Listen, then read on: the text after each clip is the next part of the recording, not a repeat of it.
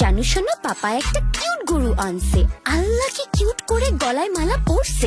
যেই আমি গরুর সাথে সেলফি নিতে গেছি, দুষ্টু গরু গুতা মারছে। আমি কি করছি? বাবু এলাকাতে গরু আনা শুরু হয়েছে। জানো আমাদের গরুটা না বড় হয়েছে, বাট কালারটা আমার না ভাল লাগে নাই। আমি আনতে বলছি পিঙ্ক, কালো আনছে।